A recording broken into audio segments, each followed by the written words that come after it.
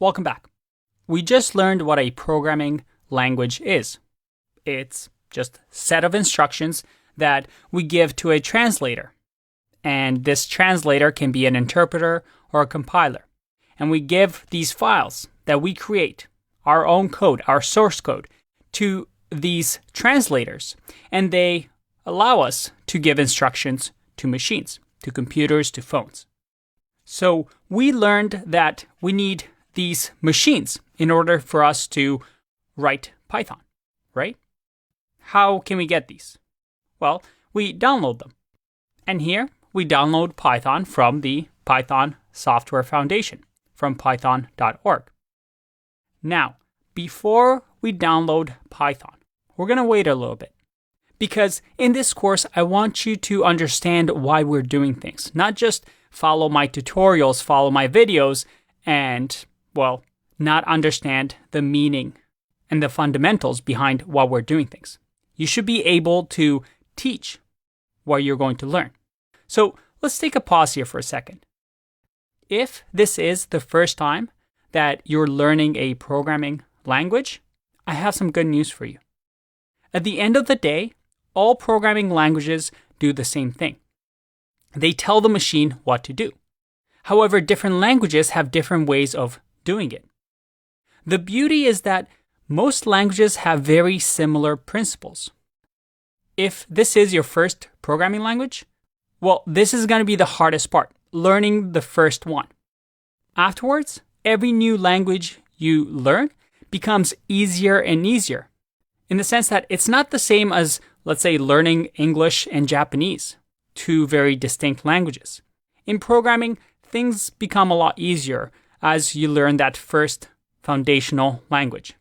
Now, if this is not your first language, and let's say you've written code in C, C++, or JavaScript, and you just want to learn Python, well, you're going to find these first couple of videos quite easy. But bear with me. Trust me. We're going to get into some advanced topics here. And we're going to make you a full-fledged developer by the end of this. But let's go back to this topic at hand, this idea of downloading this translator. The thing is, when people refer to Python, the language, they're most likely talking about the implementation. That is, they're talking not about the language itself, because Python, the language, is just a specification. You can think of it as a document that somebody wrote that says, hey, when I write the words DEF, that means something in Python. And when I write something like print, that means something in Python. But the translation machines, well, we can have tons of them. Different interpreters, different compilers. For example, python.org, when you click download here, you're actually downloading this, the C Python, because it's written in the C programming language. This is what you're downloading. It's a program written in C to read your Python file and, well, run it on a machine. But there's other implementations. For example, there's the Jython project. And this is a translator that is written in the Java language. There's PyPy, which is actually written in Python. So it's a interpreter, it's a translation machine written in Python. And then there's also things like IronPython, which is written for the .NET framework. So here's a little trick question.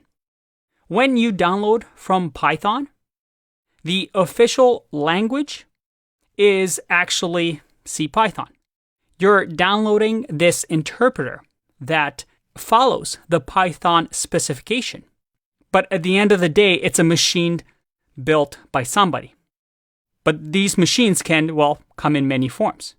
So when most people talk about Python, they're talking about this one, CPython, that, well, does our translation for us. It interprets our Python code and runs it on a machine. So we're downloading this. And if you want to really get into details as to what we're downloading, well, we're downloading a machine that takes our Python code, which, don't worry, we're going to write, and it goes through the interpreter, which we download using CPython. And this CPython is going to create something called a bytecode. For example, this bytecode prints hello world on our screen. Now, this might look like gibberish to you. And even for me, I don't know bytecode. This looks pretty, confusing, just for printing hello world to the screen. Well, the interpreter does that automatically for us. We don't see it. It's behind the scene. Now, once it creates a bytecode that is closer to machine code, it then uses the CPython virtual machine. Again, just something that runs this code, and then this code gets run on our machine.